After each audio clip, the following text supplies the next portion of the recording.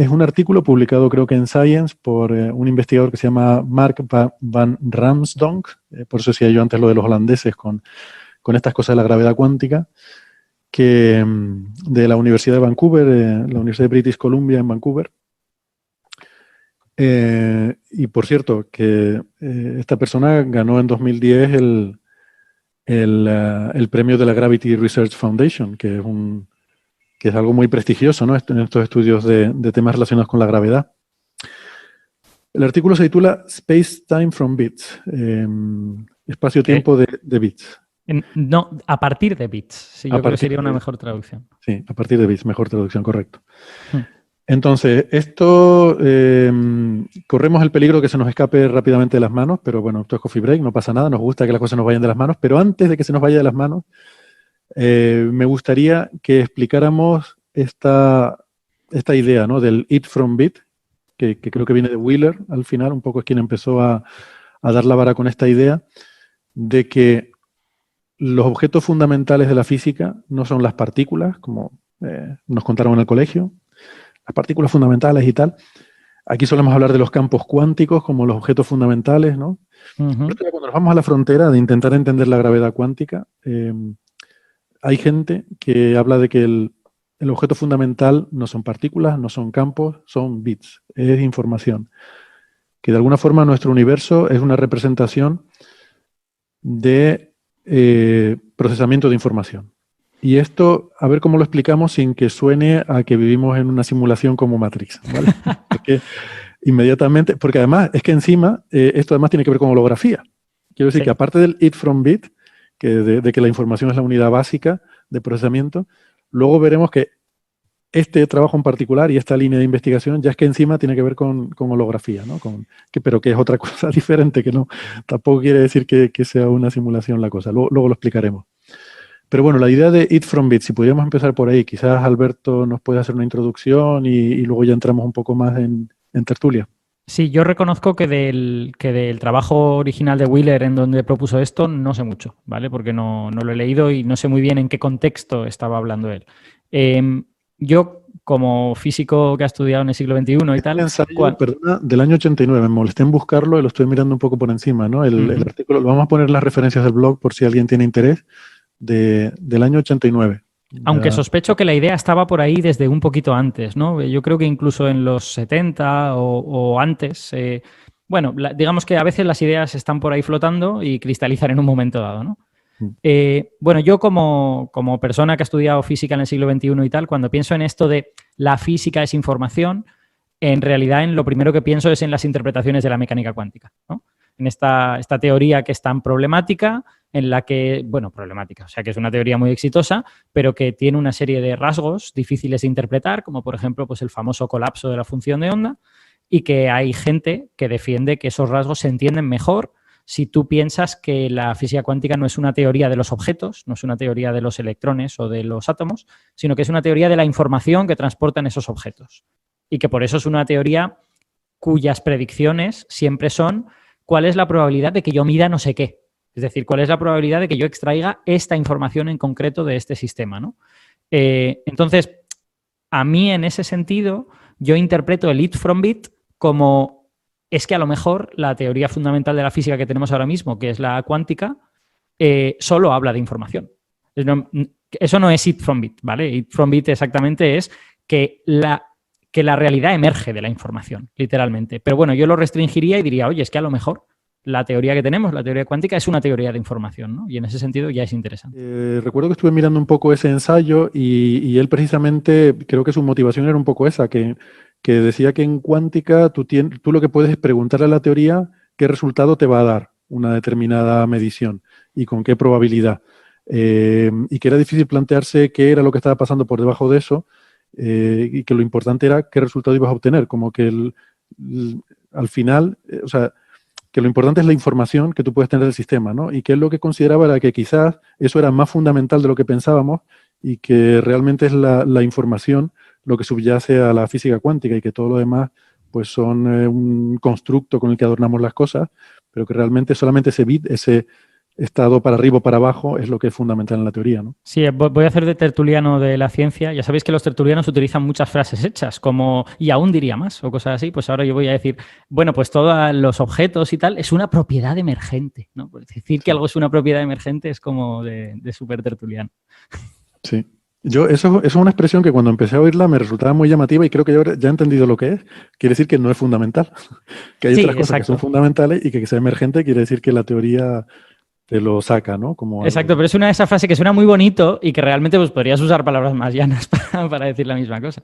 Mm. Hombre, normalmente se habla de emergencia cuando tienes esa frase hecha de que el todo es más que las partes, ¿no? Sí. Cuando las partes y sus relaciones, conocer en detalle cada parte y cómo se relaciona con otras partes, no te es información suficiente para descubrir ciertas propiedades del sistema. Eso pasa muchísimo en materiales, en ciencia de materiales, emergen muchas propiedades que tú, conociendo en detalle qué de verdad está provocando esas propiedades, no eres capaz de llevar a esa escala, fundamentalmente porque no tenemos ordenadores cuánticos y porque no es fácil hacer esas simulaciones. En principio, en teoría, sería trivial hacerlo. Es como de toda la química reducirla a la física, en teoría.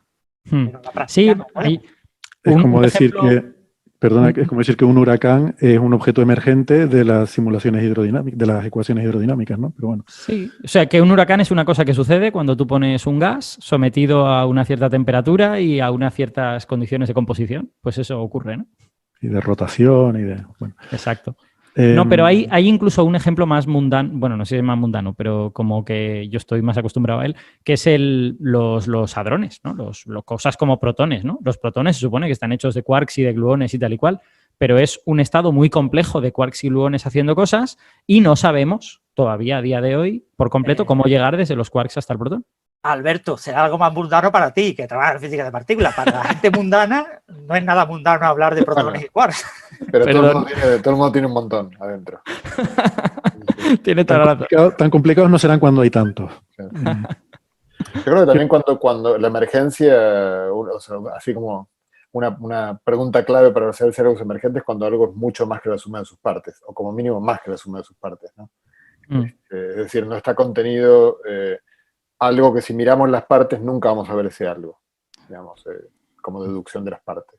Sí, como que incluso a primera vista nos parece cualitativamente diferente, ¿no? Luego Claro. quizá nos damos cuenta de que no lo es tanto, pero a primera vista dices, wow, qué distinto, ¿no? No sé si José o Bea, de nuevo, ahora voy a invertir el orden. Primero le pregunto a Bea y luego a José si la noción de eat from bit la ven así también, ¿no? El origen de esa frase o de esa idea. Bueno, yo sí, Bea, dale. No. No, dale tú, que yo como siempre. Sí, efectivamente, yo la veo también como la ha descrito Héctor. Es decir, sí que, de hecho, en el artículo, en el ensayo este, que también lo he leído, hace ese bucle, ¿no? Entre realidad, información, observadores, ¿no? Que procesan. O sea que sí, que esencialmente esto es lo que la idea de Wheeler y me parece bastante, así a priori, bastante plausible, ¿no? José. Bueno, nada, o sea, efectivamente un poco la motivación de Wheeler en muy una buena medida está en la cuántica, ¿no? Pero bueno, yo voy a ser un poco más crítico porque o sea, yo creo que hay ideas como esta, que son ideas que son más importantes en su carácter motivador, o sea, en marcar una dirección para pensar, como dice Eduardo Galeano del horizonte, ¿no? Uno camina hacia el horizonte y nunca va a llegar, el horizonte se sigue moviendo, pero se marca la dirección de camino. Es una idea interesante que dentro de la cual, como vamos a hablar del artículo este de Mark van Ramson, han ido surgiendo un montón de ideas muy, muy buenas. Luego yo, de vuelta, siempre no puedo evitar recordar el sesgo, digamos, de hecho Wheeler, como en esta época no había qubits, él habla de sistemas binarios, ¿no? Y de que todo tiene que terminar en una recolección de preguntas por sí o por no, o unos o ceros. Entonces, qué sé yo, o sea, presuponer que ya entendemos todo sobre teoría de la información, este tipo de argumentos lleva muy fácilmente a la idea que mencionabas tú, Héctor, de que vivimos en una simulación, o del universo algorítmico del que hablamos hace un par de semanas, con el que yo no termino de simpatizar del todo porque creo que estamos confundiendo nuestras limitaciones cognitivas con la realidad, ¿no? Pero bueno, me parece yo creo que Lead from Bit es un programa de investigación, y como desde ese punto de vista es súper interesante. Un programa de investigación para ver hasta dónde somos capaces de llegar. De hecho, mira, hablando con Ignacio Crespo sobre este paper y todas estas cosas, como él ahora está estudiando filosofía, porque no tiene suficiente y se ha metido en el grado en filosofía, pues me decía que desde la filosofía de la ciencia se señala que a veces los científicos utilizamos la palabra información, digamos, con mucha ligereza, ¿no? y de manera poco rigurosa. Y que cuando se hace eso, uno corre el peligro de estar hablando de cosas que no son científicas, verdaderamente. O sea, porque lo que yo entiendo por información, cuando yo cojo un periódico y quiero obtener información, no es la información de la que está hablando un artículo científico. Un artículo científico necesita poder cuantificar eso y poder convertir esa noción de información en algo objetivable, ¿no? Mientras que en un artículo de un periódico a lo mejor me parece muy informativo y a otra persona le parece que no tiene ningún interés y no contiene ninguna información. No estamos hablando de esa noción de información. Estamos hablando de como capacidad para transmitir un mensaje a través de un sistema físico. Y capacidad, o sea, no que lo transmita realmente, no que alguien haya puesto un mensaje en un sistema físico, sino si yo quisiera, ¿podría codificar un mensaje en la física de este sistema? Bueno, pues si la respuesta es sí, entonces ese sistema contiene algo de información. Quizás en términos de bits se entiende mejor, ¿no? La gente lo puede entender mejor, aunque tiene el problema ese de que bits tendemos a asociarlo a un ordenador, ¿no? Pero quizás estamos pensando en algo más fundamental de la naturaleza, el hecho de que una cosa pueda tener un estado u otro, eso implica un bit, ¿no? La verdad es que no se me ocurre cómo ilustrarlo o cómo explicarlo, porque son cosas como muy abstractas, pero quizás tiene que ver con los grados de libertad de los sistemas. Informaciones, cuánta libertad tiene un sistema para estar en diferentes formas, ¿no? Y eso de alguna forma nos dice cuánta información es capaz de codificar ese sistema. Exacto. Por ejemplo, si yo tuviese, yo qué sé, pues una moneda y lo único que puedo hacer con esa moneda es pintarla de varios colores, la cantidad de información que yo puedo poner en esa moneda es esencialmente el número de colores que tengo. Y ya está. Si lo que pudiese hacer con ella es otra cosa, es, por ejemplo, o dejarla en estado sólido o fundirla, tendría mucha menos información. Porque o bien yo te mando la moneda como un liquidito o bien te mando la moneda entera. Pero si la pinto de colores, yo te puedo mandar una moneda roja, una moneda amarilla, una moneda verde, una moneda de muchos colores distintos, ¿no? Entonces, lo que yo puedo hacer con ese sistema y la capacidad de ese sistema para interaccionar con lo que yo hago tiene que ver con cuánta información puede codificar. Entonces, un poco la idea de Wheeler va por el tema de que, puesto que la física cuántica nos dice que lo importante realmente es lo que el observador mide y las respuestas que obtiene a esa pregunta, la información que obtiene el observador, estamos siempre pensando en que hay una especie de realidad subyacente y que esa realidad, cuando la medimos, nos da una respuesta, pero lo que dice es que a lo mejor tenemos que saltarnos ahí un paso y decir que esa pregunta fundamental es lo que subyace a la realidad.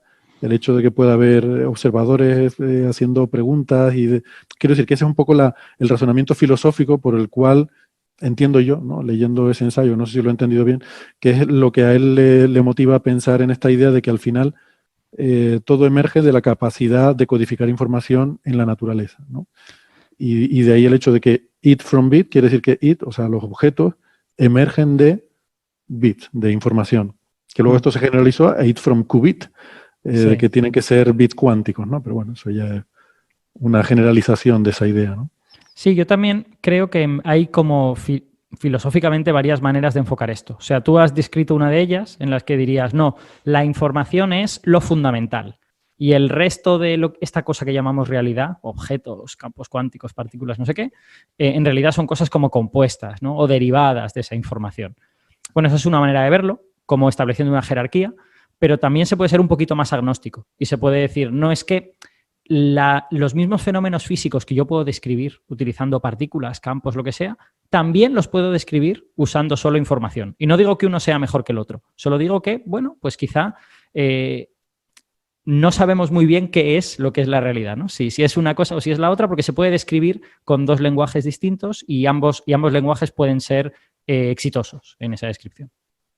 Yo creo que igual en la propuesta de Wheeler hay un cuestionamiento a la noción del continuo en general, en física.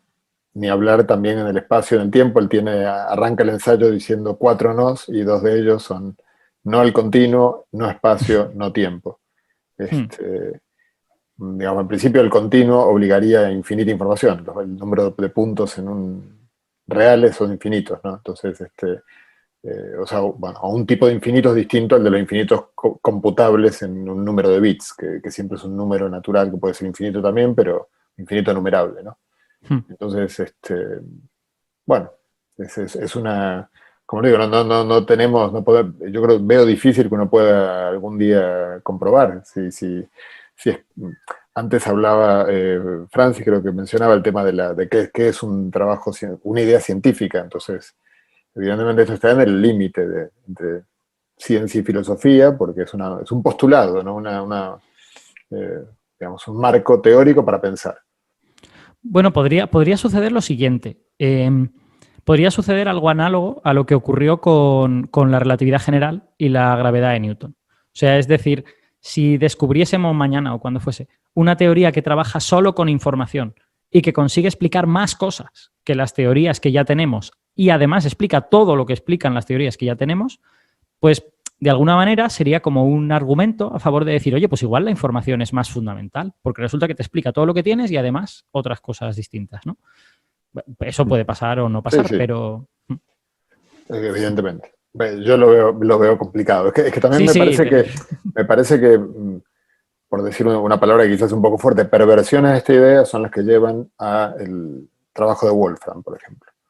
Entonces, el trabajo claro, evidentemente lo de Wolfram es notable, es llamativo, ¿no? Pero creer que porque con un conjunto de reglas sencillas fabriques patrones complejos que se parecen a los que ves en la naturaleza y por lo tanto ya está, ya he encontrado la base de la física, hombre, calcula algo y luego hablamos, ¿no? O sea, calcula algo, el espectro del átomo de hidrógeno y luego charlamos, ¿no? Pero la ciencia es una buena medida, la fortaleza de la ciencia está en esa capacidad de cálculo, que no es solo cualitativo. Yo siempre comento, cuando la idea de la relatividad general del espacio-tiempo curvo es muy sugerente, es fantástica, es muy seductora, pero eso es ciencia cuando uno escribe las ecuaciones de Einstein y uno tiene un signo igual, y el signo igual es muy complicado, porque cuando uno pone igual quiere decir igual. No a veces, no parecido, no más o menos, no bueno, malo será, es igual. Es algo numérico que tiene que ser igual. Y muchas de estas ideas se desarrollan en un contexto en el cual no existe el signo igual. Que no está mal del todo, o sea, no está mal. Ni siquiera ni del todo, ni es una forma de intentar avanzar en problemas muy complejos, evidentemente, entender si la naturaleza, el espacio-tiempo en sus escalas microscópicas es o no es continuo. Ese tipo de preguntas son preguntas que evidentemente no podemos, sabemos que no podemos acceder a la respuesta, salvo que tengamos la enorme suerte de que sea mucho más obvio de lo que imaginamos, pero digamos, si uno usa argumentos de naturalidad, uno se da cuenta que esto se va a dirimir a escalas que tenemos muy lejos de poder alcanzar de momento y por muchísimo tiempo, ¿no? Entonces, bueno, entonces está bien, es un tipo de ciencia muy especulativa, en la que uno se fija si las cosas son consistentes, uno está construyendo un puzzle que no sabe muy bien exactamente, en algún punto hasta uno pierde de vista que está construyendo exactamente, pero si uno coge una pieza y encaja y dice, pues venga, sigamos, ¿no? Porque esto no puede ser casualidad. Es demasiado complicado como para que pueda encajar por casualidad, ¿no? Sí, me gustaría apuntar un par de cositas. La primera es que este ensayo es de una conferencia de filosofía de los fundamentos de la mecánica cuántica. Por lo tanto, cuando Wheeler habla de bit, siempre tiene en la cabeza un bit cuántico, no tiene en la cabeza un bit clásico, ¿vale? Porque está delante de gente que está hablando de cuántica y de ese tipo de cosas. O sea, aunque él explícitamente no diga qubit, lo tiene en la cabeza, ¿no? Cuando habla. Y el otro punto clave es que lo que también tiene en la mente Wheeler es el tema de la conexión entre información y termodinámica, ¿no? El hecho de que cualquier pérdida de información implica la generación de calor, ¿no? Que es una cosa clásica de los finales de los 50, el 59, así. Ahora no me acuerdo el nombre del autor que lo propuso, pero es muy famoso. Y es lo que, entonces, en este, digamos, discurso filosófico, porque es un trabajo filosófico de Wheeler, lo que él conecta es la entropía de los agujeros negros con una posible entropía del espacio-tiempo y con la posibilidad de que solamente la información, la entropía de la información, sea una especie como de análogo a la entropía del sistema físico, esté construido de lo que esté construido, y la posible termodinámica que pueda tener el sistema físico tiene ese análogo termodinámico asociado a la pura entropía de la información. Entonces, si tú conviertes información en algo entrópico y todo sistema físico que tenga algo de entrópico lo conectas con información, pues aquí acabas como redondeando el ciclo y te acabas dando cuenta de que en realidad información, entropía, etcétera, todo está conectado. Y podría ser un lenguaje para una posible descripción del espacio-tiempo, donde a priori uno piensa que no hay información. Porque el espacio-tiempo plano, el espacio-tiempo vacío, aunque esté curvado, aparentemente no tiene información. Entonces, lo que tiene en la cabeza Wheeler es, de alguna manera tenemos que meter ese tipo de información, y eso hoy en día ya está aceptado. O sea, hoy en día ya tenemos fórmulas que nos calculan la entropía del espacio-tiempo inspiradas en las ecuaciones, en la fórmula de Hawking, para la radiación de Hawking, pero que inspirado en la termodinámica de Bekenstein y Hawking, pero le dan una entropía al propio espacio-tiempo vacío, que es lo que tiene en la cabeza Wheeler. Entonces yo creo que gran parte de las ideas que tiene en la cabeza Wheeler en este momento, estamos hablando del 89, hoy en día están bastante cristalizadas. ¿No, José? ¿Qué opinas? Bueno, en el contexto de sobre todo agujeros negros, sí, o sea, una de las preguntas que uno se hace, digamos, Bekenstein y Hawking encontraron que un agujero negro tiene entropía termodinámica y temperatura, etcétera, pero también sabemos que la radiación de Hawking es creación de pares, se puede ver como creación de pares, por lo tanto también hay un entrelazamiento entre el par que el agujero negro se traga y el par que sale, y cuando uno tiene un sistema físico cualquiera, esto no tiene por qué ser un agujero negro, y uno lo divide en una parte y el resto, ¿no? En A y el complemento, como en este caso, por ejemplo, el espacio-tiempo está la parte interior del agujero negro, con la cual yo ya no tengo más contacto, y el resto. Si uno se restringe a estudiar una parte del espacio-tiempo, dejando de ver otra, que en el caso del agujero negro estamos condenados a ello, aparece esta noción de entropía de entrelazamiento, que es una entropía debida al mero hecho de que hay una parte del sistema que yo no veo. Entonces no tengo toda la información disponible. Entonces, en el caso de los agujeros negros están los dos conceptos, y además está la identificación de que ambas cosas son medidas con la fórmula de Bekenstein-Hawking, por lo menos en el caso de relativa general. Sí, o sea, estas ideas, por eso yo no era un comentario crítico o desvalorizante al decir que era un programa de pensamiento. Hay un montón de ideas. El paper de Van Ramsden, que es una de ellas, digamos, tremendamente interesante. De hecho, ahora mismo yo creo que es el campo más que más activo está en el contexto de la correspondencia ADS-CPT, con resultados frecuentes y muy interesantes. De hecho, si queréis, hago una pequeña introducción a este asunto ya aplicado al espacio-tiempo, y vamos a hablar del paper ya.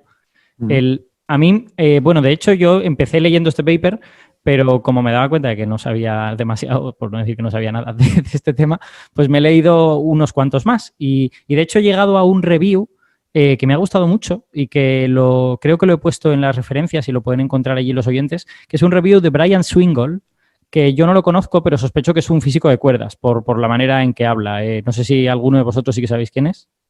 Sí, yo no lo conozco personalmente, pero hace mucho que no voy a Estados Unidos, pero sí es un tipo conocido, sobre todo en teoría de la información y teoría de cuerdas, sí.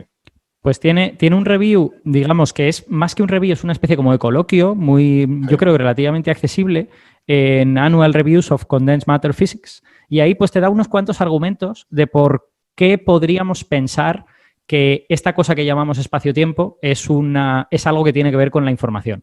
Yo, en primer lugar, querría poner un elemento sobre la mesa, que es que en el universo tenemos objetos que vienen descritos por campos cuánticos y luego tenemos el espacio-tiempo. Y son como dos cosas distintas. Y hasta Einstein podíamos pensar que era lógico que fuesen muy distintas porque al fin y al cabo el espacio-tiempo es una cosa estática, uniforme y que probablemente pues, sea un constructo de nuestra mente. Pero claro, a partir de Einstein, cuando nos damos cuenta de que el espacio-tiempo es una cosa dinámica, que cuando se curva suceden cosas físicas que podemos medir perfectamente, pues resulta que el espacio-tiempo es un actor también en el universo. Y que de hecho la materia le afecta, la materia lo perturba. Y que están ambos ligados, ¿no? Los objetos y el espacio-tiempo están ligados, pero siguen siendo cosas distintas. Entonces, bueno, eso no tiene por qué parecernos mal, pero es como notable, ¿no? Bueno, el universo tiene dos cosas que son dinámicas, que interaccionan entre sí, pero que son como animales un poco diferentes, ¿no? El espacio-tiempo y los objetos. Pues, entonces, la gente que se plantea tratar de sacar el espacio-tiempo de algún sitio, o sea, la gente se plantea, bueno, ¿y si el espacio-tiempo no es un objeto fundamental? Y si el espacio-tiempo en realidad es un elemento emergente, un objeto derivado, que viene de propiedades de los objetos. Y que a partir de propiedades de esos objetos, tú extraes esta cosa que llamas espacio-tiempo. O observas la dinámica de los objetos y tú la interpretas como que el espacio-tiempo está ahí. Entonces, basándose en esta idea, esencialmente lo que gente argumenta es que el espacio-tiempo, en la medida en que tiene codificada una estructura causal, es decir, tiene codificado un pasado, un futuro, el pasado me puede afectar, yo puedo afectar al futuro, hay toda otra parte del espacio-tiempo a la que yo no puedo afectar, porque es la región acausal, habría que viajar más rápido que la luz para afectar a eso. En la medida en que tiene eso, realmente el espacio-tiempo también nos está hablando de cómo los sistemas físicos pueden interaccionar unos con otros, ¿no? Nos está diciendo, estos sistemas físicos tienen la potencialidad de interaccionar con estos otros, ¿no? Y eso está también codificado en las propiedades de los propios sistemas físicos, ¿no? O sea, si cuando, por ejemplo, yo tengo un sistema entrelazado con otro, los dos típicos electrones, que su spin total es 0, y yo mido el spin de uno y me da para arriba, y sé que el del otro es para abajo inmediatamente, de alguna manera yo estoy obteniendo un tipo de información que es similar o cualitativamente similar a la que el espacio-tiempo me da en ese sentido, ¿no? Me está diciendo qué propiedades de qué cosas se pueden relacionar con qué propiedades de qué otras cosas. Y la idea base es precisamente esa, que lo que nosotros vemos como espacio-tiempo pudiese ser una interpretación de la información que comparten los diferentes sistemas físicos que hay colocados por el universo. Y de hecho hay unos papers de Sean Carroll y colaboradores de hace muy poquitos años, hace 2, 3, 4 años, en los que hacen un acercamiento diferente al del paper de Van Ramstonk, que si no lo digo mal, al del paper de Van Ramstonk. Carroll lo que hace es empezar desde abajo. Es empezar diciendo, vale, yo tengo una serie de subsistemas del universo, esos subsistemas comparten cierta información y yo no me voy a plantear si existe el espacio y el tiempo ni nada de esto. Lo que me voy a plantear es, de la información almacenada en cada subsistema, yo puedo deducir el espacio-tiempo, puedo tratar de obtener el espacio-tiempo a partir de esa información y, bueno, lo intenta. Está en este programa, no es exitoso por completo, pero, bueno, consigue algunas cosas interesantes. Y la idea base en los papers de Carroll es esencialmente, si dos sistemas comparten mucha información, yo los voy a interpretar como que están cerca. Es decir, dos sistemas que están muy cerca tienen mucha capacidad de interacción entre sí, pueden compartir muchas cosas entre sí. Si yo tengo un sistema aquí y otro en la galaxia de Andrómeda, pues mucha información no vamos a compartir, porque o bien hemos coincidido en el pasado lejano o bien coincidiremos en el futuro lejano. Sin embargo, si tengo dos sistemas encima de mi mesa, sí pueden compartir mucha información. Y ese es el juego que Carroll intenta hacer. Y lo gracioso es que en el paper de Van Ramstonk y en lo que se hace en el contexto de la dualidad de SCFT, de alguna manera recupera ideas parecidas a estas. Y eso es muy gracioso, ¿no? Te das cuenta de que sistemas entrelazados, o sea, para conseguir un espacio-tiempo emergente más grande, tú necesitas un gran número de sistemas entrelazados. Si tienes muy poquitos sistemas entrelazados, consigues un espacio-tiempo emergente pequeñito, ¿no? Y eso me parece una resonancia divertida en este sentido. Lo que yo no sé si Carroll, en qué contexto es el trabajo de Carroll, no lo conozco, pero el contexto habitual en el cual es el trabajo de Van Ramstonk, que es el de la correspondencia de SCFT holográfica, y Y ahí la idea es bastante fácil de transmitir y bastante seductora, por lo tanto, porque hace unos, no sé, 13, 15 años se descubrió, una de las preguntas, creo que han tratado muchas veces en el programa, la correspondencia ADS-CFT, perdón, una nota al pie, creo recordar que cuando estuvimos hablando con Juan Maldacena acá, que yo hice un intento de explicación de la dimensión extra, diciendo que era la energía, la escala de energía a la cual uno exploraba la energía, el sistema del borde. Si mal no recuerdo, él dijo enigmáticamente, bueno, o más bien yo diría que es una dimensión en la cual ocurre la hidrodinámica de la información. Dijo algo así, que nos quedamos todos así. Y de hecho, él mismo dijo, no estoy seguro de si entiendo lo que dije, ¿no? Porque fue muy gracioso. Sí, creo que dijo, ni yo mismo entiendo bien lo que acabo de decir. Exactamente. Creo que dijo que creía que el tiempo era la hidrodinámica de la información. Me parece que fue eso. No, yo creo que se refería, creo que estamos hablando de la dimensión del lo que se llama el bulk, o sea, la dimensión entrando desde la frontera hacia el interior del espacio-tiempo. Vale. Pero bueno, estas ideas, ya cuando hablamos con él, que fue hace unos años, ya se empezaron a tomar forma con el trabajo original de Ryuta Kayanagi, que hace, no me acuerdo, 15 años más o menos, no, menos, 12, se dieron cuenta de que justamente si uno quiere, hicieron una propuesta de cómo uno calcula en una teoría cuántica de campos, concretamente en este caso uno tiene, bueno, la forma más sencilla, esto es en 5 dimensiones con una frontera en 4, no le pido a nadie que le estalle la cabeza, pero imagínense una pelota, que entonces todo lo que está dentro de la pelota son las 5 dimensiones y la superficie exterior son las 4 de la frontera. Hay un cierto tipo de espacios, que son los espacios anti-de Sitter, que en un sentido bastante preciso es como si fueran finitos, no son finitos, pero es como si tuvieran una frontera, digamos, se puede definir una frontera. Y entonces, si la teoría de partículas vive en la frontera, la pregunta es, ¿qué pasa si yo ahora agarro una región de la teoría, simplemente del vacío de la teoría? Tomo una región A y el resto, y quiero ver cómo está entrelazada la región A con el resto. Es una pregunta, en principio, legítima. En teoría cuántica de campos hay un montón, por supuesto, de pies de página a hacer, ¿no? Porque en teoría cuántica de campos, como teoría continua, no está muy claro si eso tiene sentido, si va a dar infinito necesariamente. Entonces, bueno, uno tiene que en algún momento discretizar para darle sentido. En mecánica cuántica está muy claro lo que quiere decir. En teoría cuántica de campos hay que agregar algunas notas técnicas al pie. Pero bueno, lo que proponen Ryuta Kayanagi es una receta tremendamente simple que se fue comprobando correcta, en el sentido de que todas las propiedades que tiene que satisfacer la entropía de entrelazamiento, que son varias, la cumple, la propiedad de ellos. Y es que si uno quiere calcular la entropía de entrelazamiento de una región A con el resto, lo que tiene que hacer es colgar de esa región A una superficie que se introduce en la esfera. ¿Cuánto se introduce? Bueno, como la esfera tiene gravitación adentro, la superficie se introduce, es parecido a la curva catenaria, digamos, se introduce tanto como para minimizar su área en el interior, digamos, del espacio-tiempo. Entonces dan esa receta, dicen, la entropía se calcula de esa manera, y como además la correspondencia de Maldacena vale, digamos, la descripción del interior es buena cuando en la frontera tengo acoplamiento fuerte, que es cuando normalmente es muy difícil de tratar la teoría cuántica de campos, bueno, es una propuesta. Esta es mi receta. En los 12 años que han pasado, o 14 o algo por el estilo, ha habido un montón de avances en ese sentido, y la cosa tiene muy buena pinta, muy, muy buena pinta. También cuadra bien con esto que mencionaba Francis, con la relación con la física de agujeros negros, y haciendo conexión con lo que decía Alberto, y ya me callo, el punto es que cuanto más grande uno haga la región, es muy fácil ver que la superficie más se mete en el interior. Entonces uno podría plantearse lo siguiente, que es una especie de proto-idea de esto, del paper de Van Ransom, que es una construcción sobre esto. Si yo me imaginara que hago todos los posibles subespacios de la frontera, todos, contrato una serie de becarios para que me calculen la entropía de entrelazamiento de todos los posibles subespacios que tengo.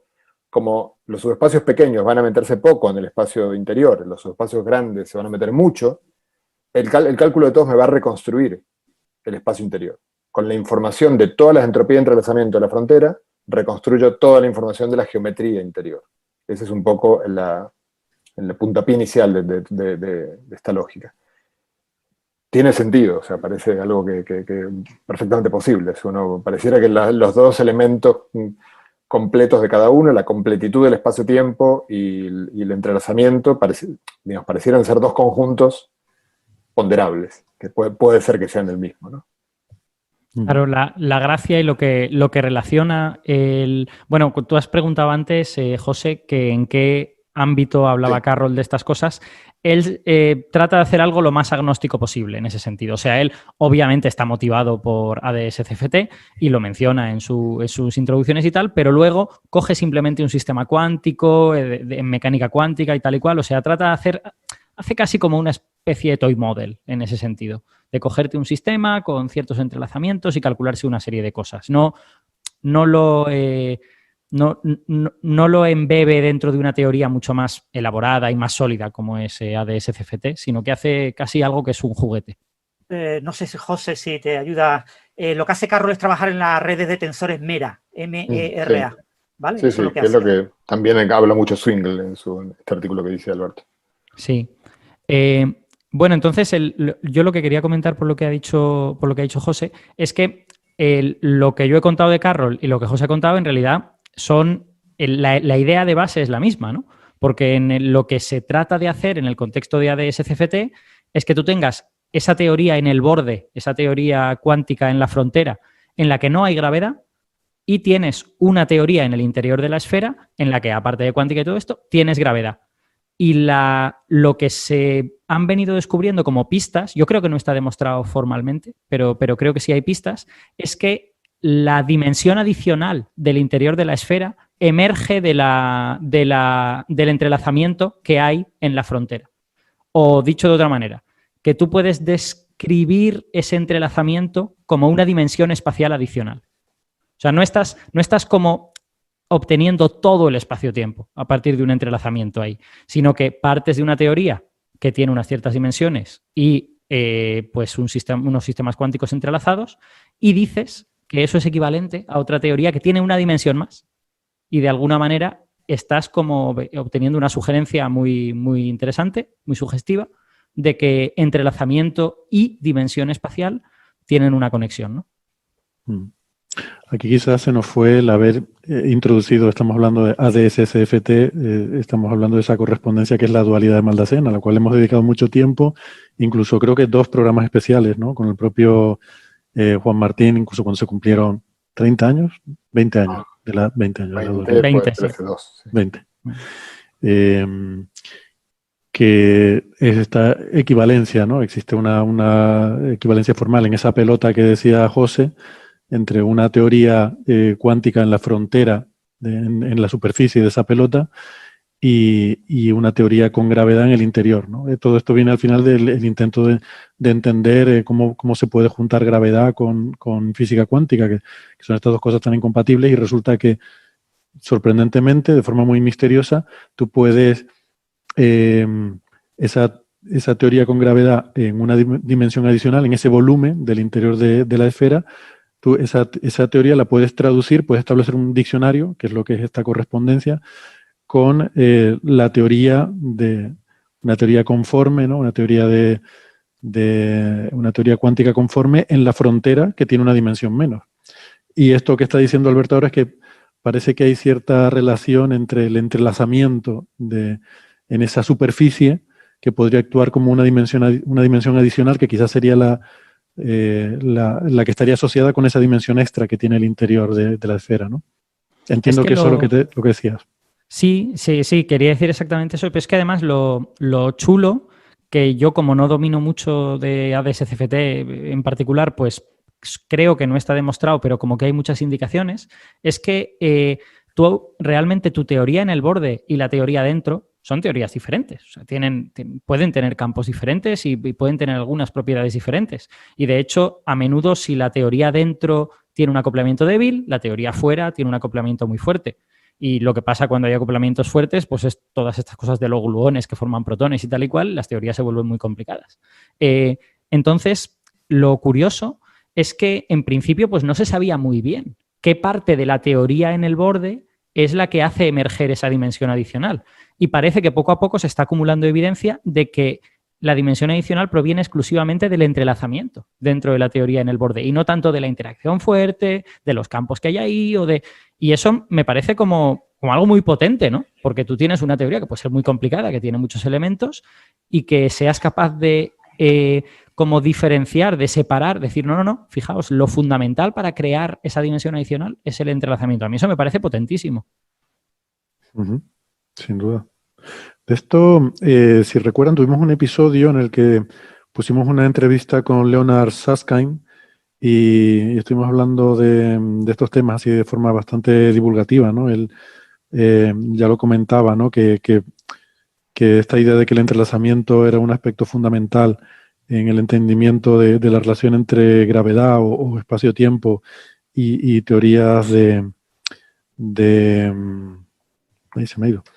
Teorías cuánticas, vamos, de campos cuánticos, que esto fue en el episodio 191, ¿no? Y estuvimos hablando de ese tema.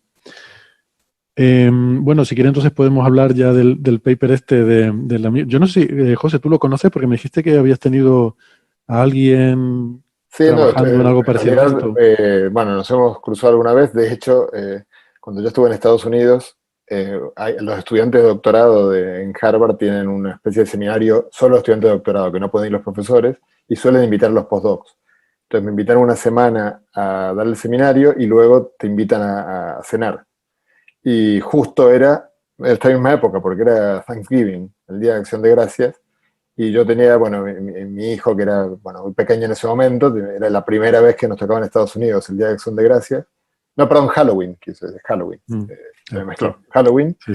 Entonces tenía que ir con mi hijo a acompañarlo, era muy pequeñito, para hacerlo de truco trato y todo esto. Entonces le dije a los estudiantes, le dije, mira, 1000 disculpas, yo doy mi charla y luego no puedo ir a la cena. Pero bueno, voy la semana que viene, y la semana siguiente hablaba él. Entonces fui a cenar con él y con los estudiantes de doctorado en ese momento. Y tengo un estudiante de doctorado que se quería ir, de hecho, a trabajar con él ahora a British Columbia, con una de estas estancias de la FPU, del ministerio, y con la pandemia, pues nos respondió Mark diciendo que ni vengas, porque aquí no sé ni si va a abrir, o sea, quizás vienes y trabajas desde el hotel, para eso quédate en Santiago. Qué pena. Así que sí, he tenido esos cruces con él, es más o menos de mi quinta. Él. Ya.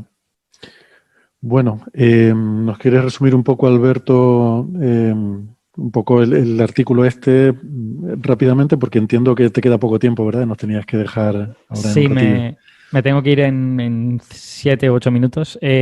Bueno, la idea básica del artículo es... bueno, el artículo es muy peculiar por muchas cosas y Francis nos podrá comentar mucho de ello. Incluso si yo me tengo que ir, pues Francis lo cuenta. El artículo es muy peculiar porque no tiene una sola fórmula. No tiene nada de matemáticas. Tiene 0 matemáticas. Entonces, es un artículo sobre algo altamente matemático que carece de matemáticas. Y eso es como muy peculiar, ¿no? Es casi un artículo de divulgación, de altísima divulgación, para gente que sepa cosas de teoría de cuerdas. Y en ese sentido, es hasta sorprendente que lo hayan publicado en Science, ¿no? Porque, bueno, lo podrían haber publicado como una especie de noticia o algo así, ¿no? Pero lo publican como un research article, ¿no? Entonces, es como peculiar en ese sentido. Y bueno, básicamente la idea que Van Ramsdonk dice es, como tenemos todas estas indicaciones de que la aparición de esa dimensión adicional en el contexto de ADS-CFT se debe al entrelazamiento en la teoría que hay en la frontera, pues yo voy a tratar de eliminar el resto de variables que no sea el entrelazamiento. Es decir, como esa teoría resulta que está fuertemente acoplada y ahí pues hay un montón de campos interaccionando entre sí, un montón de cosas, es difícil eliminar eso, ¿no? Pero él dice, bueno, yo lo que voy a hacer es que voy a coger la frontera, la voy a partir en trocitos y voy a exigir que esos trocitos no interaccionen entre sí. ¿Vale? Está prohibida la interacción, pero sí que pueden estar entrelazados unos con otros, porque los campos, las partículas que hay en un trozo y en otro son los mismos, con lo que puede haber entrelazamiento entre unos y otros. Lo que no puede haber es interacción. Y quiero ver si eso me permite extraer la dimensión adicional, ¿no? Si solo con el entrelazamiento la dimensión adicional aparece. Y bueno, él da una serie de argumentos que a mí me convence, pero claro, yo no sé nada. Da una serie de argumentos de que eso es así y de que esa idea funciona bien, Pero claro, como el artículo no tiene matemáticas, o sea, si por lo menos te pusiera un modelo de juguete, no sé, alguna cosa, un ejemplo, alguna cosilla. Yo se lo decía a Francis que cuando lo empecé a leer dije, mira qué bien. No tiene muchas matemáticas, pero luego habrá una información suplementaria donde estarán las matemáticas. Aquí trataré de entender los conceptos y luego me iré y con las matemáticas veré las cosas concretas. Pero no hay información suplementaria, no hay matemáticas. Entonces, el artículo es, pues ya os digo, como una especie de artículo de muy alta divulgación sobre esta idea, en la que él propone esta idea de vamos a partir el borde en muchos trocitos que no interaccionan entre sí y vamos a ver qué es lo que pasa. Y esencialmente la conclusión a la que llega es, si yo parto el borde en un número suficientemente grande de trozos y a los bordes esos trozos les exijo cosas razonables matemáticamente y físicamente, puedo reproducir un espacio-tiempo que es muy parecido al que tendría si no hubiera partido el borde en trozos. Lo cual sugiere, de nuevo, que lo único necesario es el entrelazamiento. Porque lo único que diferencia mi teoría con trocitos de la teoría entera es que yo en la teoría en trocitos solo he dejado el entrelazamiento y solo dentro de cada uno de los trocitos se interacciona. Con lo que de alguna manera es un argumento a favor de, bueno, parece que es el entrelazamiento el que está creando esta dimensión adicional en el interior de la esfera, digamos. Y no sé, a mí me parece un resultado bonito. Lo que pasa es que no estoy seguro de si llamarlo resultado, por el asunto de que no hay matemáticas. Bueno, que no haya ecuaciones no quiere decir que no haya matemática. Hay muchas matemáticas que son diagramas. Claro, o sea, en realidad él lo que hace es usar resultados previos y muestra que es capaz de construir este argumento utilizando cosas previas en forma coherente, digamos. Incluso al final comenta algo que es simpático, porque él dice, cuando yo puedo pensar que yo tomé una teoría al principio y la descompuse en pedacitos, como dijo Alberto, pero también puedo pensar, una vez que los pedacitos son independientes, pues yo puedo reemplazar un pedacito por otro que sea de una teoría también conforme con las condiciones estas que mencionaba Alberto de frontera, pero de otra dimensión. O sea, que haya un bit de estos que corresponde a una teoría 4-dimensional y otro que corresponde a una teoría 6-dimensional. Y entonces, ¿qué espacio-tiempo construyen adentro, digamos? ¿De cuántas dimensiones? Entonces, bueno, ahí comenta que eso es una pregunta interesante que no sabría cómo responder, pero que justo si hay una teoría cuántica de la gravedad detrás, y obviamente está pensada en la teoría de cuerdas, perdón, en teoría de cuerdas es sabido que uno puede tener muchísimas situaciones en las cuales tiene un espacio-tiempo cuya dimensionalidad, que puede tener distintos, puede fluir en dimensionalidad, digamos, que es un espacio-tiempo que a medida que uno se mueve en el radio va cambiando de dimensionalidad. Entonces uno podría pegar, podría intermediar o pegar regiones lejanas, asintóticas, de distinta dimensionalidad. Entonces, bueno, eso lo comenta cerca al final. Pero sí, es un conjunto es tratar de llevar el argumento que mencionábamos antes, de entrelazamiento como fuente del espacio-tiempo, a un caso, como decía Alberto, ¿no? En el que ver si es capaz de llevar ese argumento cuando fracciona la frontera, en principio en un número arbitrario de bits pequeñitos. Sí, a mí me parece bonito el artículo en el sentido de que coge un marco que está pues bastante desarrollado, que es bien conocido, que es sólido, como el de la correspondencia de SCFT, y trata como de realizar en él esta idea de si el entrelazamiento basta para obtener una nueva dimensión espacial. Y en ese sentido, joder, creo que es muy chulo lo que hace, la verdad. Pero el entrelazamiento, a ver, yo cuando miré este paper un poco por encima, no entendí, él está hablando de entrelazamiento entre diferentes trozos de esa frontera, que son esos trozos de los que tú hablabas, en los que partía toda la superficie, ¿no? Uh-huh. Y esos trozos son diferentes teorías de campos conformes. Pueden serlo. Al final especula con que pueden serlo también. Exacto, pero en principio, si lo quisiéramos hacer lo más fácil posible, serían todos la misma teoría. Serían simplemente como copias de la misma teoría en pues trozos diferentes de un cierto espacio-tiempo. O sea, como diferentes espacios de donde se aplica esa teoría. Pero ¿qué es lo que está entrelazado? O sea, por entrelazamiento yo entiendo que o sea, cuando entrelazas partículas quiere decir que midiendo una tienes información sobre la otra instantáneamente. ¿Qué significa eso cuando hablas de teorías que estén entrelazadas? Es lo que no... Tienes campos que viven en ese pedacito de espacio. Son al dividirlo le quedan espacios como con frontera. Entonces, cuando tú metes una teoría conforme en un espacio que tiene frontera, bueno, pues hay una cantidad de problemas técnicos que hacen que para que eso tenga sentido hay que definirlo de una manera muy concreta, que es conocida, lo que se llama teorías conformes con frontera, Boundary Conformal Field Theory.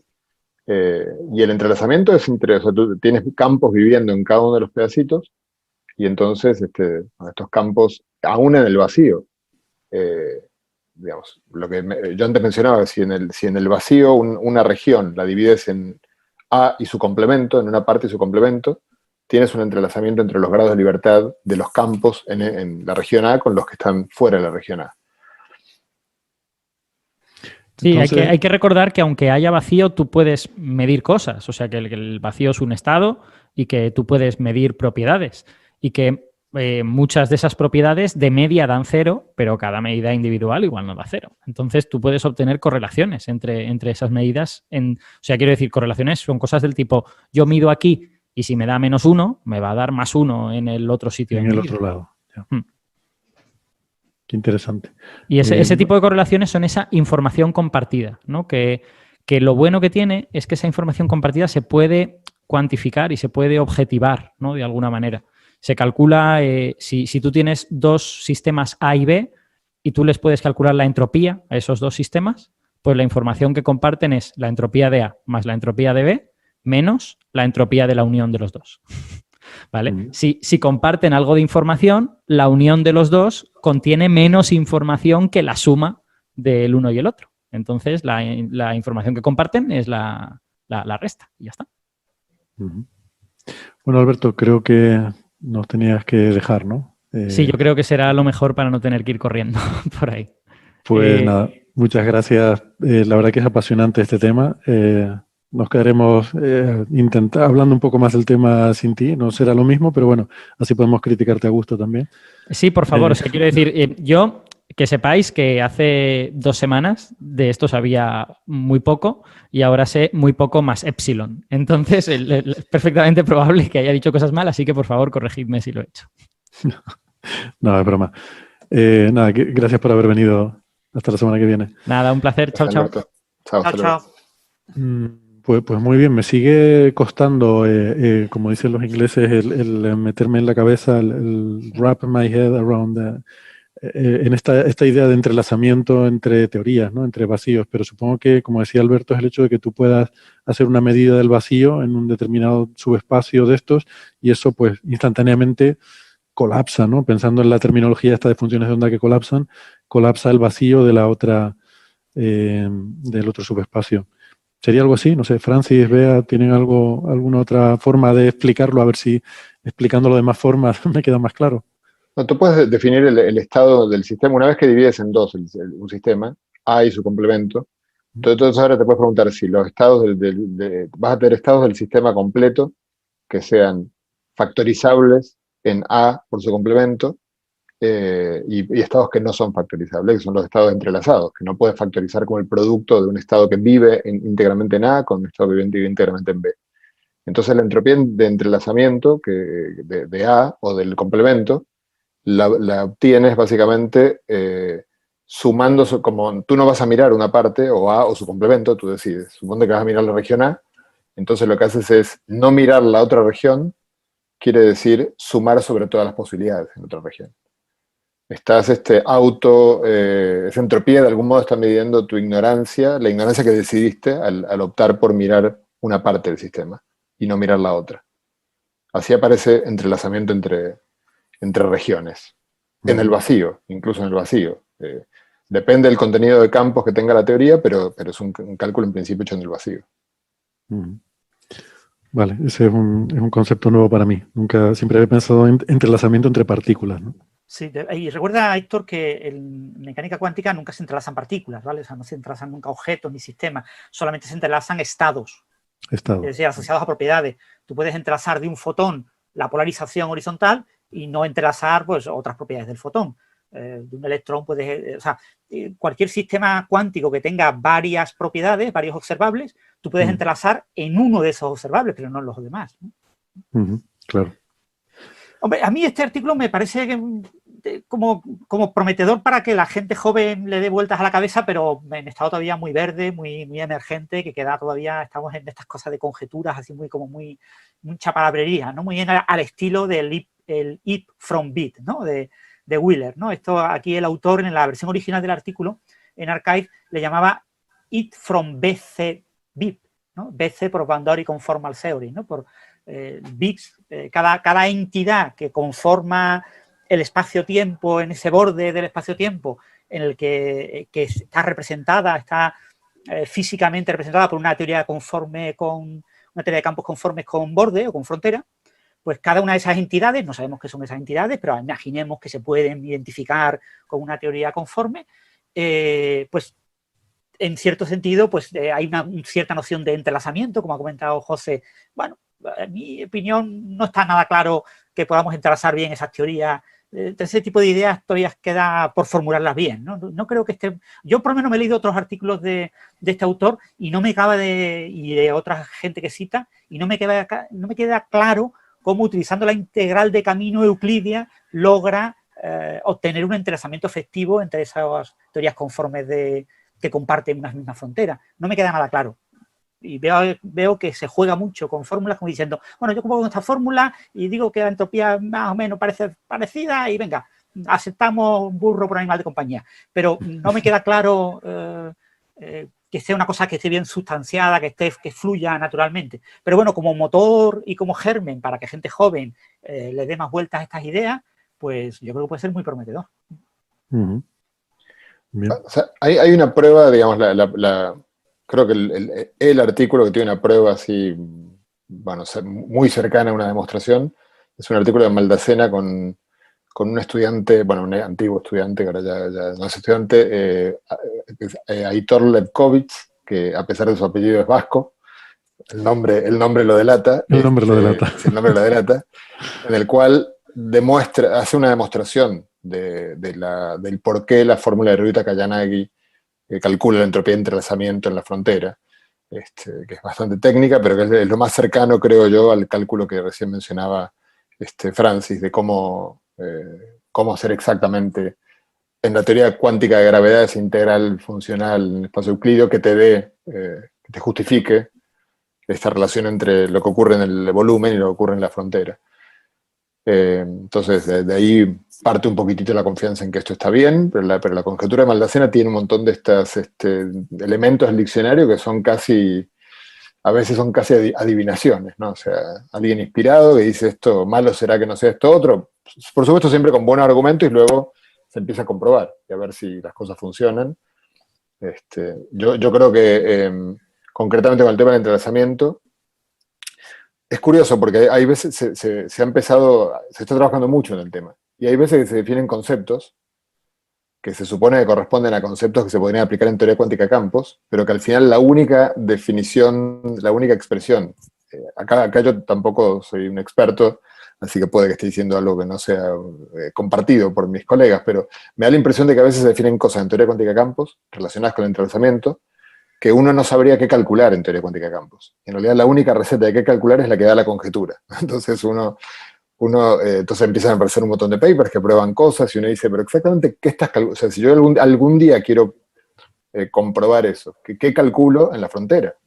Porque lo que me está diciendo es que, bueno, en esto Susskind tiene unas cuantas cosas de ese tipo, tiene definiciones de complejidad en sistemas de teoría cuántica de campos que para ellas de hecho, la complejidad en teoría cuántica de campos que define Susskind tiene dos posibles definiciones. Y han pasado ya como 3 años desde que él escribió su trabajo y todavía no queda muy claro cuál es la que está calculando. Las dos son definiciones distintas. En algunos sistemas dan cosas distintas y no hay manera de saber bien cuál es la que se corresponde, cuál sería la correcta y cuál no, ¿no? Porque en el fondo no hay con qué comparar. Uh-huh. Y José, ¿tú crees que este artículo concreto va a tener un gran impacto o...? Yo no creo, o sea, como bien dijiste, el artículo ya estaba en el archive hace, no sé, como 2 años. Y no ha tenido muchas citas. Y no ha tenido muchas citas. A ver, Mark es muy bueno, estoy seguro que está bien, que la idea está bien. A mí también me sorprende que aparezca en Science, o sea, yo no en mi campo es difícil entender a veces por qué algunos artículos aparecen en estas revistas, que no pareciera una revista yo hubiera apostado que un artículo como este, yo hubiera apostado que lo rechazan en el primer día directamente, o sea, diciendo esto no es para esta revista, pero bueno, vaya a saber por qué color. El artículo está muy bien escrito, o sea, está muy bien. Es una buena noticia que se publiquen también este tipo de artículos. Yo no creo, lo que creo que lo único que muestra es que si uno se plantea la idea de ir llevando esta idea de cómo obtener el espacio-tiempo a partir del entrelazamiento a sistemas. Recordemos que la conjetura de Maldacena funciona muy bien en un sistema que es muy vaca esférica, ¿no? En una teoría con muchas simetrías, con el máximo de simetrías posibles. Entonces una de las grandes preguntas es cuánto de esto sobrevive a empezar a quitarle simetrías. Entonces esto de alguna manera, al descomponer la frontera en bits y acabar argumentando que incluso uno puede reemplazar un bit de la frontera por un bit que reúna las mismas condiciones, pero que venga de una teoría en otras dimensiones, por ejemplo, pues está dándole como modularidad a la idea. Yo puedo dividir en partes y reemplazar partes y sigue funcionando, ¿no? Entonces es un paso adelante, pero el hecho de que no haya ningún cálculo en el trabajo muestra que simplemente mostrar que la idea original resiste a esta fraccionalización de la frontera. ¿Es más filosofía que física esto? ¿O está un poco ahí en la frontera, ya que estamos hablando tanto de frontera? Este tipo de cosas de emergencia y todo eso en general tienen una cierta componente de filosofía, ¿no? De metafísica, ¿no? Y pues claro, a los físicos lo que nos gusta es un artículo que proponga un experimento, ¿no? O sea, estas son mis ideas y esta es las cosas que yo creo que se pueden observar o experimentar para comprobar mi idea, ¿no? Y si falta esa parte, falta esa conexión con la realidad medible, esa conexión con el mundo de los experimentales, pues te quedas con ideas como muy en el aire, que son como muy metafísicas, ¿no? Sí, hay un punto en el cual tienen aplicaciones físicas, claro, en sistemas, bueno, esto yo creo que a nivel de física, básicamente, a ver, se puede aplicar en dos lugares, ¿no? Uno podría intentar aplicarlo en sistemas de materia condensada o de átomos fríos que tengan simetrías, bueno, en las cuales que van a tener menos simetrías que aquí, pero que uno diga, bueno, malo será que no funcione y usarlo como herramienta de cálculo, y eso a veces se hace y a veces es sorprendente que los resultados son mucho mejores de los que uno hubiera esperado ingenuamente. Y la otra es en gravedad cuántica, al revés, usarlo en sistemas como agujeros negros. Entonces, el tema de la entropía de entrelazamiento es un problema en agujeros negros muy interesante. De hecho, yo creo que seguramente ustedes ya lo hablaron en el programa, este último año ha habido muchas novedades, porque un gran problema que aparece dentro de los muchos escenarios en los cuales la gravedad y la cuántica se llevan mal. Uno es el hecho de que si la evaporación de Hawking, la radiación de Hawking es entrelazamiento entre partículas que salen y partículas que entran, y el agujero negro empieza a achicarse porque evapora, en algún momento voy a tener muchas partículas afuera entrelazadas con un conjunto creciente que vive en el interior de un espacio que está achicándose. Entonces hay un momento en el cual eso va a ser imposible. Básicamente la entropía de Bekenstein-Hawking marca además el máximo posible de grados de libertad que puede tener dentro. Entonces, en algún momento entra en crisis y esto es un trabajo que hizo Don Page hace muchísimos años, en el cual mostró que la única forma de darle consistencia es que en algún momento pegue la vuelta y la entropía de entrelazamiento que va creciendo, porque cada vez son más las partículas que salen, en algún momento, por alguna razón, tiene que empezar a bajar para acomodarse al tamaño que se va reduciendo del agujero negro. Y claro, hasta ahora, hasta el año pasado, no había ninguna propuesta, ni siquiera en el contexto de la conjetura de Maldacena, que permitiera dar una expresión para la entropía de entrelazamiento que cumpliera con eso, que creciera y luego decreciera. Y el año pasado hubo dos grupos independientes, uno de ellos, por cierto, con un trabajo de un único autor, un chico que es estudiante de doctorado en la costa oeste, en el cual propusieron una fórmula que cumple con eso, que ellos pueden mostrar que en un montón de sistemas en los cuales un agujero negro se evapora, la entropía describe esa curva que es como una especie de triángulo, sube y luego baja, básicamente.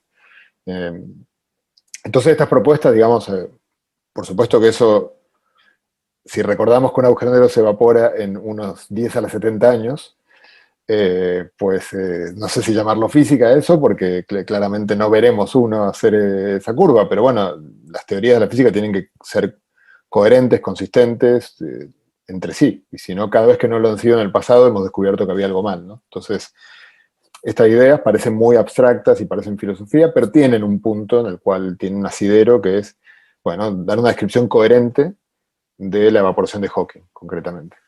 Bien.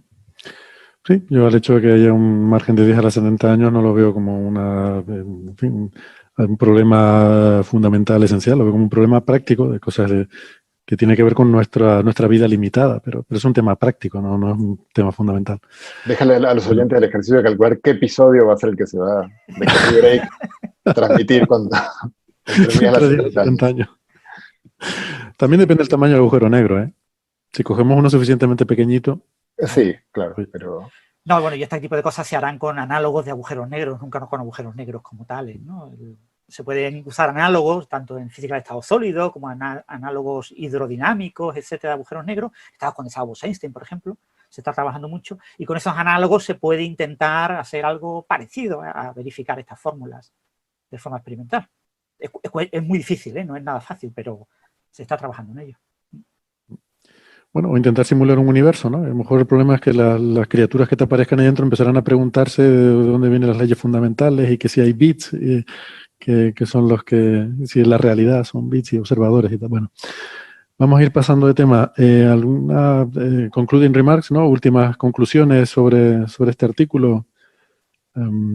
Es bonito, tiene figuras con colorines. Yo no puedo decir mucho más.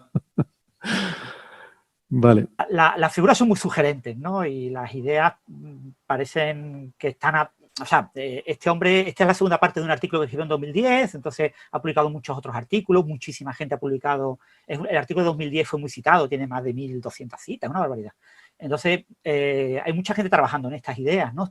Hay especies ahí como de olla caliente, que están las ideas ahí calentándose y que puede dar lugar a un resultado muy, muy interesante, o no, ¿vale? O sea, o se pueden quedar en que aquello hierve y no acaba consumiéndose el agua y no acaba quedando una buena sopa densa.